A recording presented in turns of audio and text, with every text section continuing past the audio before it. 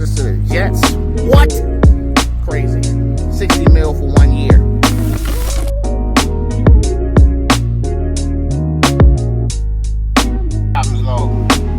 Currently sitting in traffic down in D.C.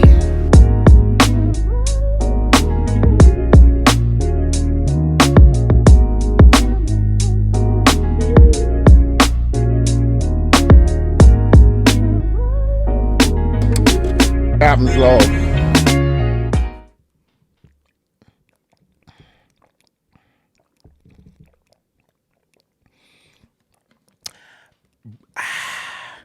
Yummy. All right, folks.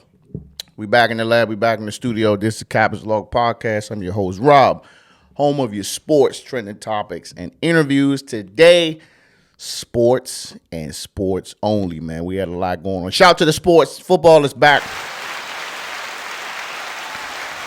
Football is back. Before we get into football, man, make sure you guys share, subscribe, tell somebody, hit that like button, leave a review, do all of that good stuff, man. Doing this for fun, man, but I would appreciate all of that good feedback. All feedback is welcome, whether good or bad, I'll take it. Be nice. Anyway, no guest tonight, man. You just got me. You just got the captain, just me and my Shippies, which I think, man, y'all like that?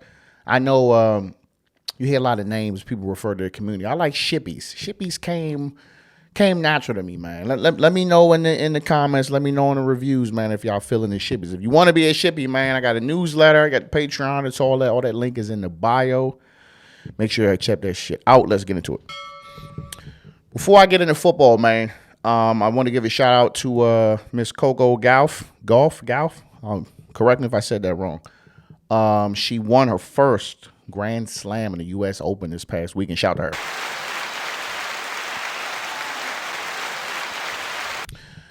Of course, you got to shout out a little black excellence here and there. Well, I don't say here and there as it comes. 19 years old, won her first Grand Slam U.S. Open. Shout out to her. I did not watch tennis. I don't be watching it like that. The reason why I don't be watching these sports is because this is that time of the year when I'm out in the streets. So I didn't watch it, but I did catch the highlights. I seen when she was playing the one opponent, and the chick was trying to take extra time, trying to catch her breath, trying to sit down. Apparently you can't do these things. But it don't matter. She still won, so shout out to her. Moving on. On the college football side, I don't watch college football either. I know. How do you do this? You not watch college football? It's not enough days in the week to be a husband, father, and a podcaster. So some days it's gonna be more of this, some days it's gonna be more of that, some days it's gonna be less. It's gonna be give and take. But I did catch a few of the highlights, man, from Colorado versus Nebraska. Colorado is now 2-0.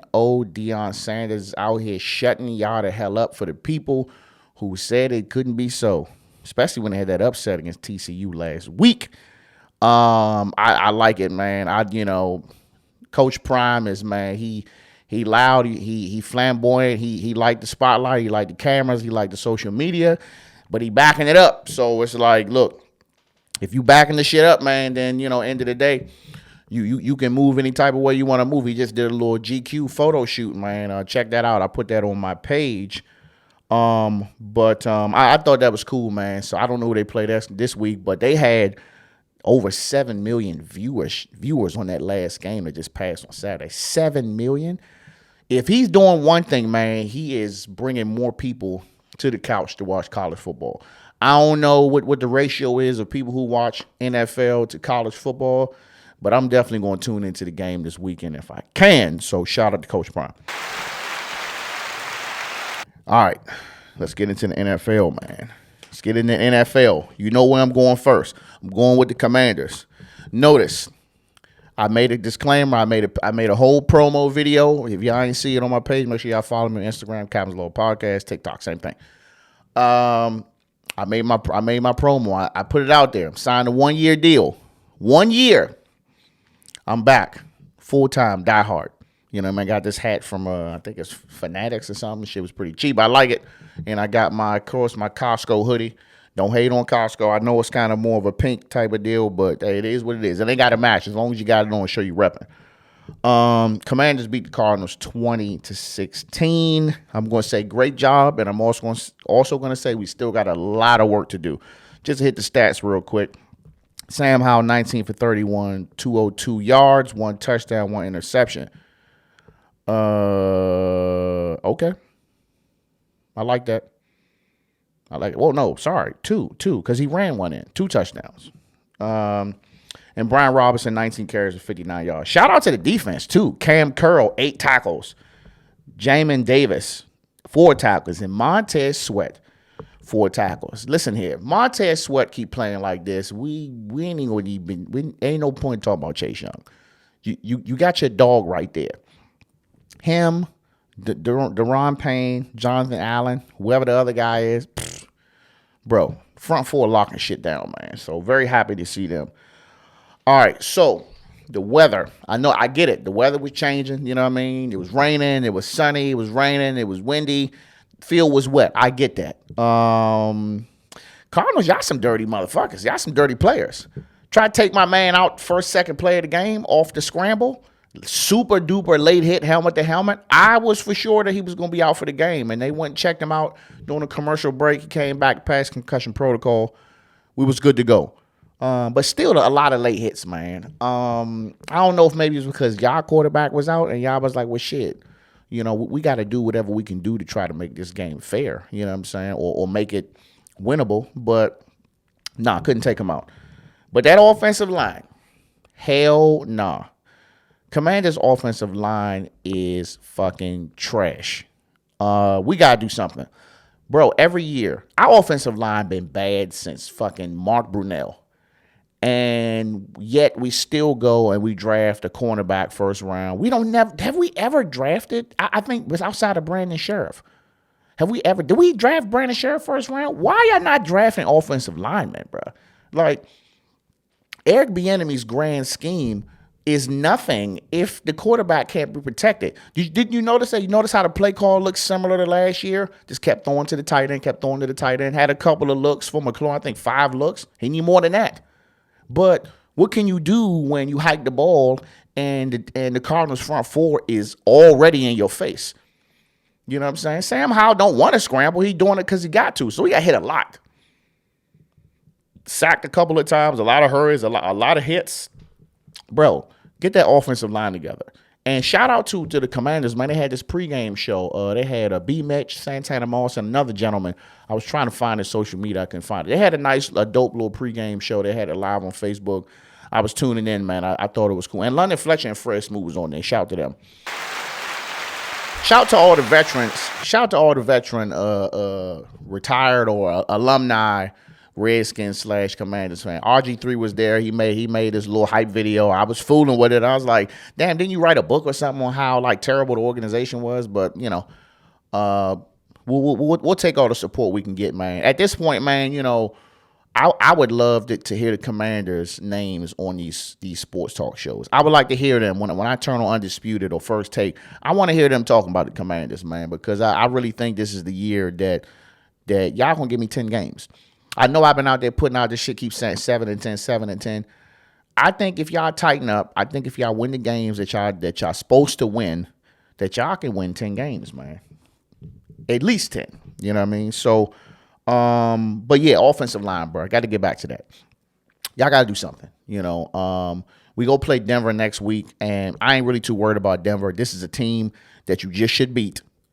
So let's go ahead and beat them. Let's not have these close games and shit. I mean, for entertainment purposes, yeah, I mean, you can say I'm entertained because you just never know because we could have lost the game. But spare me that shit. Let's go to Denver. Let's beat their ass and let's come on back home because then you got the Bills next and then you got Philly. You know, so besides that, man, not a bad game, man. I'm still not impressed. I'm still not impressed. I'm cool with the defense. I think the defense did their thing. Front 4 always handle their business. But, bro, the offensive line, man, is what's gonna be our Achilles heel. And Sam Howell ain't gonna last the whole season with all them hits he was taking, especially not no helmet to helmets going out of bounds and shit like that. But I'll take it though. So if I have to give it a grade, I'm gonna give it a C. I'm gonna give it a C. And really, 1.5 of those letter grades is because of the offensive line. So shout out to Ron Rivera and all them. Oh, and I'm putting a disclaimer out there. I've said this to a lot of people. I'm saying this publicly. I think the bye week is week 10. Fuck around and get to week 10 and y'all ain't damn 6-4 and up. Fuck around and be 5-5. Somebody getting fired. Might be the fucking coach. Might be the defensive coordinator. Might be the offensive line coach. Somebody gonna be getting fired by week 10 if we don't got a motherfucking positive goddamn win record by bye week. You heard it here first. Let's move on. Oh, wrong one. I'm not gonna say too much about this. Sunday night football, Dallas versus New York. New York Giants, you don't need no more fucking primetime games. I feel like the New York Giants is where we wasn't getting primetime games for like 3 or 4 seasons straight. 40-0. Are you kidding me? Terrible. Because now the thing about it is now I got to hear fucking Dallas. Dallas. Dallas Cowboys. I got to hear this shit all week because you beat this bum-ass team 40-0. But that's what you're supposed to do, though. Like, the teams that you're just supposed to beat, you're supposed to beat them. You're supposed to beat their ass. That's what I need my Commanders to do. I would love for the Commanders to put fucking 30, 40 points on somebody. Put 40 points. I don't give a fuck if the team is 0 and whatever. Give me 40 points, man, and I might show up to the fucking field in the cold with my goddamn shirt off. But no. Cowboys looking sharp. Their defense was looking crazy. Michael Parsons was back there terrorizing shit. So I don't know, Commanders, man. We might have our work cut out for us. I ain't never gonna say that the Cowboys gonna beat us and no shit like that. But it's gonna be looking crazy though. On a Monday Night Football.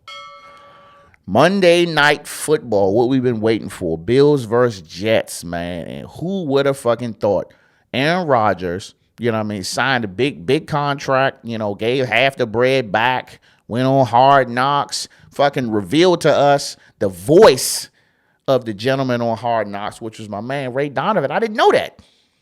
And come out and fucking get rolled up the goddamn first drive of the game. And now they talking about he might have torn his Achilles. Damn, dog. It's hard out here for a Jets fan. I'll tell you that now, man. 39 years old, man, rolled up. I seen the play. I was like, oh, yeah, it looked like he clipped his foot. Stood up and then sat right the fuck down. Had the boot on there, man. Even if he ain't out for the season, bro. If he's out for 6 to 8 weeks, man, y'all probably can cancel it. You got Zach Wilson. Okay. Even though y'all still won the game, the Bills, man, what the fuck y'all doing? Bro, every year I pick the Bills to be my underdog team or over. I always pick them as my non-commander team to go to the Super Bowl. For the last 3 years, you've let me down. And then y'all fucking around on Monday Night Football, go to overtime, and let these motherfuckers run the goddamn punt return back on you.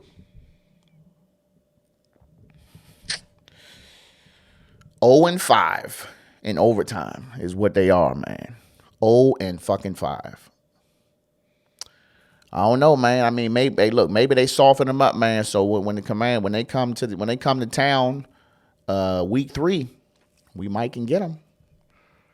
I don't know, man. I mean, what's y'all thoughts, man? How Jets fans, how y'all feeling? Y'all feeling like shit looking crazy right now? I mean, it look a little crazy. It do. But that's all I got, man, on the sports thing, man. One thing, I want to ask y'all a question, man. This is off topic. This is on podcasting side. So for my other podcasters out there or aspiring podcasters that want to get into this, so you're already into it, I got a question for you. Would you rather have 2 setups? Would you rather have, and let's just say money is no object. Would you rather have a studio with, some pretty good equipment and everybody, you got a team of people, everybody has a job, and your job is only to come in and sit down and talk, get up and leave, right? Or would you rather have your own home studio that you build from scratch and you buy all your equipment and you actually have to, you got to write your own notes, book your own guests, run your own social media, keep track of your own analytics. And if you're doing merchandise or you provide or you got Patreon and all that, like would you rather run all that stuff yourself? And I ask this because it's like, would you rather know everything about what you have in front of you, or just come in and sit down, talk, and just leave it in the hands of other individuals? I think this question, man, like I always ask myself, it's like, damn, what would it be like if somebody came in here? I just came and had to sit the fuck down. My notes was here, and these cameras was just running already. I just sit down and go. It's like, would I appreciate it more? You know what I'm saying? Would I appreciate this more when it's a week when I'm just not popping, or a week when I don't feel like doing it? I don't know, man.